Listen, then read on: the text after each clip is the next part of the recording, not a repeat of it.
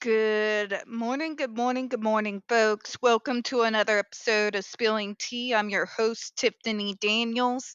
We are going back to that horrible world known as the JRC, but before we do, the usual disclaimers and a wee bit of a rant. All right, folks, this is personal. So, the way I'm formed, I naturally have a pooch. And believe me when I tell you, no amount of exercise under God has managed to get that pooch under some control is the understatement of the century. I find it extremely frustrating. Not to mention knowing the fact. And it kind of developed off of the fact I'm autistic. That's fun. I do have a form of body dysphoria, which was fueled, I think, primarily from the 90s, right? Where everything that wasn't flat and looked like it was starving to death was considered chunky, right? So, yeah, things I tear into myself with and use to tear myself down. Those can be fun. They really can. What I do in such situations, for those of us who find themselves in whatever form that may take for you, is to go find yourself a sane person, online or otherwise, who actually is able to see you as you are and not through the lens of body dysmorphia. To bring you back a little bit to reality, and as a means to not use it as a way to tear ourselves down. Another subject I wanted to broach before we get into this video today and to the disclaimers. One of the most recent things that have been annoying the ever loving piss out of me lately is this new phrase. They've been doing it for a while, right? This was mine on 9/11. This is my Roman Empire. Did you really wanted to go with that? The Romans were tyrants. They enslaved just about every single race on planet Earth that was known existence to the ancient world. They were brutal thugs to the territories they occupied after they conquered them, and would brutally slay even the slightest hint of an uprising. See, they've enslaved people. They've eradicated civilizations. They created by their own enemies by spreading too fast, too far, with too little resources. The list goes on and on and on. So, to any of these idiots who are terminally online, picking up this language without even thinking about it, I am begging you to think about it. Because you sound like an idiot going out there saying my 9/11 to people like me who actually lived the damn experience. You sound like a complete idiot to anyone who studied history, particularly Roman history, for longer than 5 minutes to declare this is my Roman Empire, something that you are shouting as good. The Roman Empire was an empire. It had a whole lot of bad with a whole lot of tyranny, abuse, genocides. All right. Before you go ahead and pick up a phrase to sound like you're in with the in group, learn the meanings of the civilizations and the events that you are referencing when saying your stupid crap. These should not be pop culture references to anything other than the actual civilizations or the events themselves. Good God, what our civilization has devolved into, what we've allowed it to devolve into. But that's a subject for another day. All right, folks. If you are unfamiliar with the Stop the Shocks campaign or the campaign against the troubled teen industry, you're going to find all the pertinent links right there in the description box. Please, in particular, take note of the article written by NeuroClastic, a small non for profit started by autistics for autistics. In it, they interviewed over 900 ABA professionals in regards to the JRC's so called behavior modification program. The Judge Rotenberg Educational Center doesn't want you to read that article so much. They threatened NeuroClastic with a defamation lawsuit. They did not remove it from the website. NeuroClastic has refused, folks, so you know the drill. Please read the article, share on all your social media.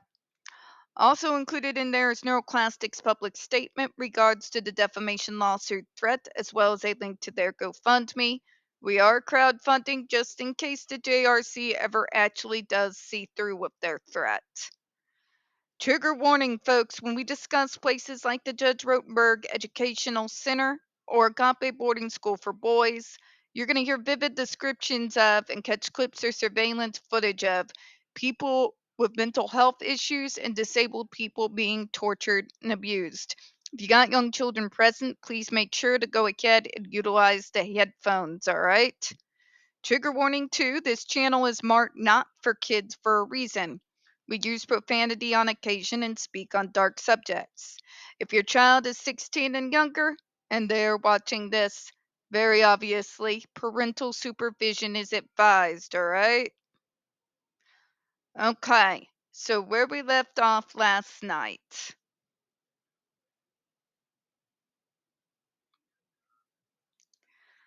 The comment also criticizes the FDA's characterization of Reference 8 as providing a report of burns to the single individual it studied. The comment notes that the device was not intended for human use and that its replacement, a device intended for human use, did not cause burns because the electrodes were placed directly on the skin. What the actual fuck did I just read?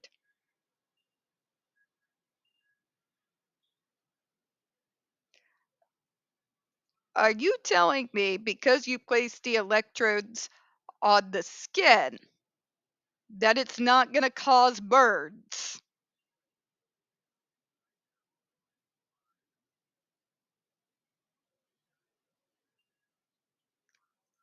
What the hell?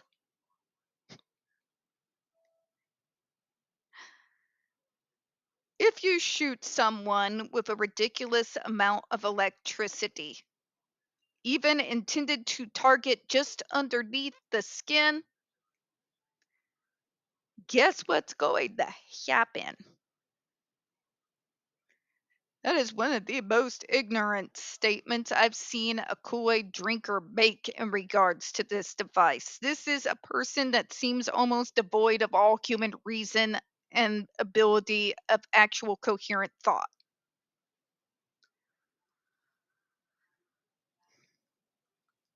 Jesus Christ.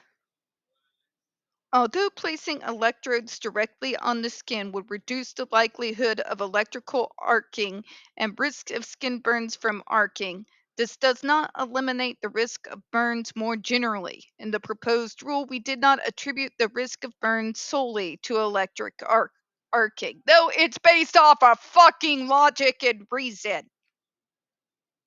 You don't have to be a person who's gone to medical school, or even someone whose mother has worked in healthcare longer than a lot of these defenders have been alive, to know if you are going to shock a young child repeatedly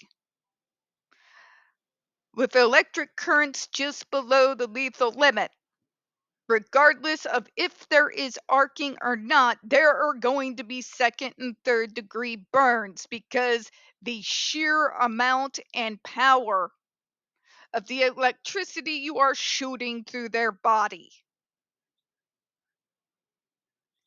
This should not be hard to understand nor comprehend. But then we are dealing with folks who believe that it is perfectly safe to take an electrical device into the shower and force kids to wear them. And then they are shocked when said electric device once got wet, misfunctions, and then starts misfiring at random times. Dear God, where is that comment? Just saying. Although placing electrode, yeah, we already talked about arcing. As we stated in the proposed rule, Dr. James Eason, a biomedical engineer, like my sister-in-law, nice, opined that ESDs intended for human use, such as SIBIS, GED1, and GED4, are capable of causing superficial skin burns under certain circumstances. Those circumstances go from 1 to 1,000,000 when you increase the electricity flow to the rates that the JRC are using them for, folks. If you shock me one with the device, maybe I'm not going to leave with a second or third degree burn. But if you continue to shock in the same place, in the same muscle, repeatedly over and over and over again, regardless of arcing or not arcing, what the hell do you think is going to happen?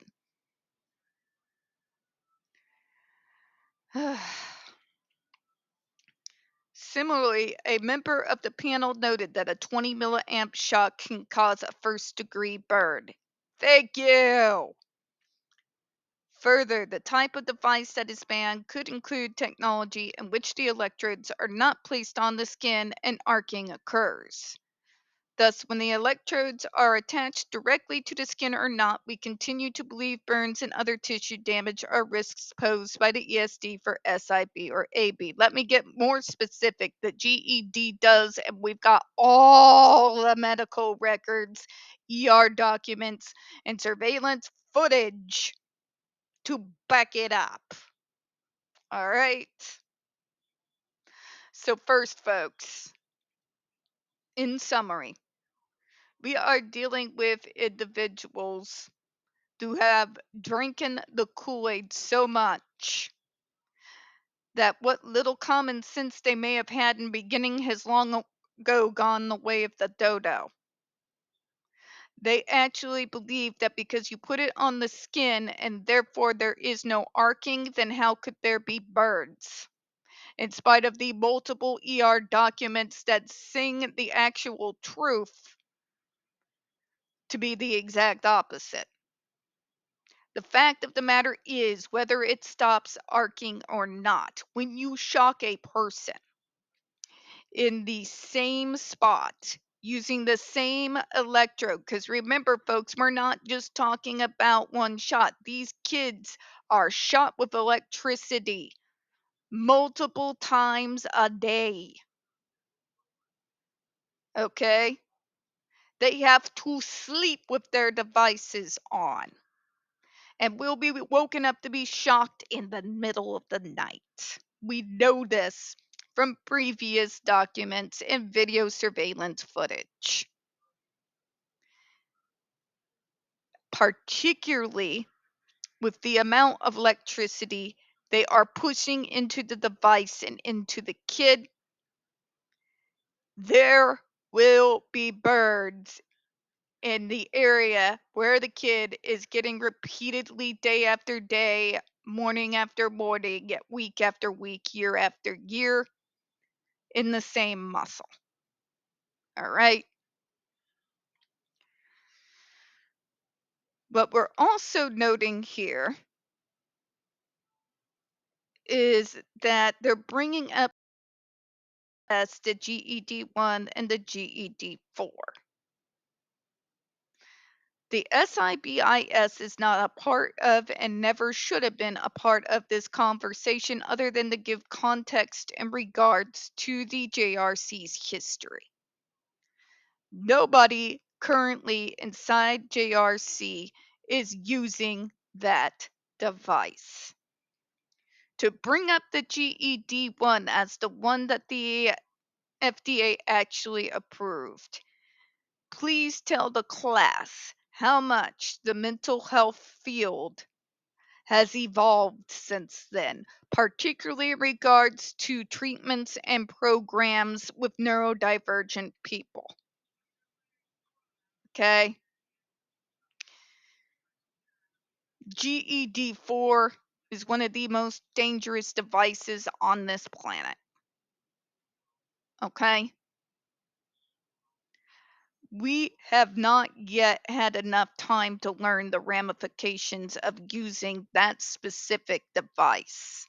That is the one that started just below the lethal limit. Okay? And they started doing that in the early 2010s.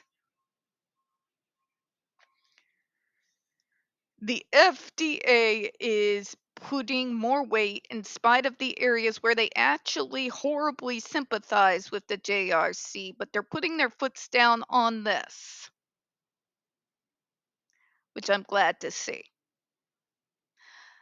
What I'd love to ultimately see, though, is a complete and utter and final abandonment of the idea of aversive therapy in any form, whether it's the psychological crap that the current ABA model would have you do as a parent in order to force your kids to be that neurotypical Mary Sue that you had in your head since you were 10. You get where I'm going, folks, right?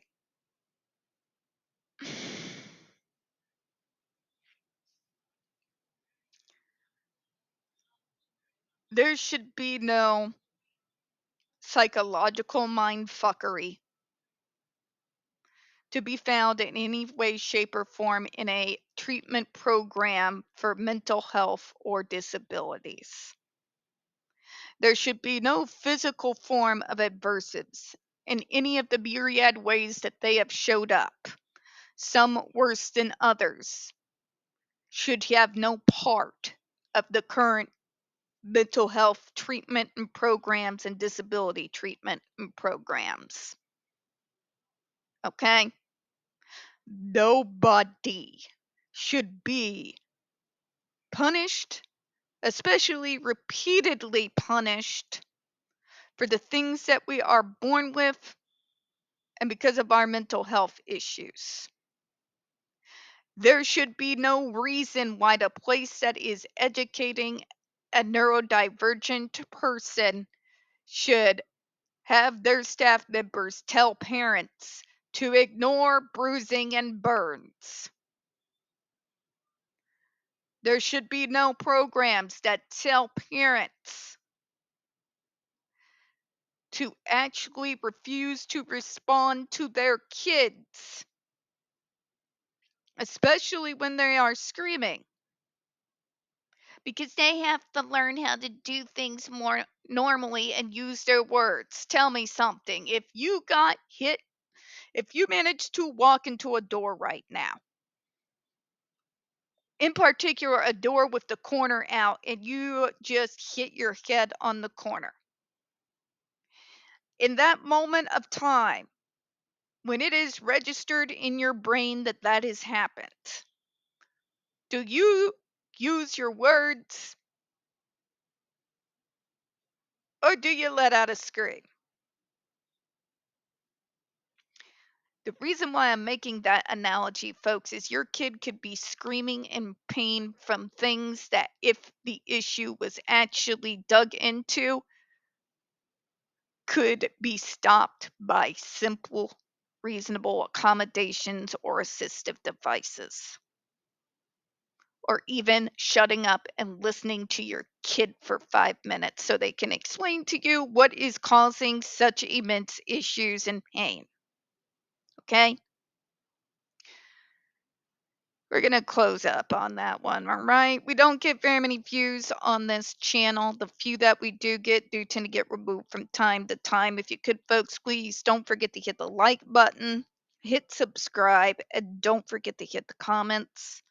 I appreciate your time this morning and for listening to my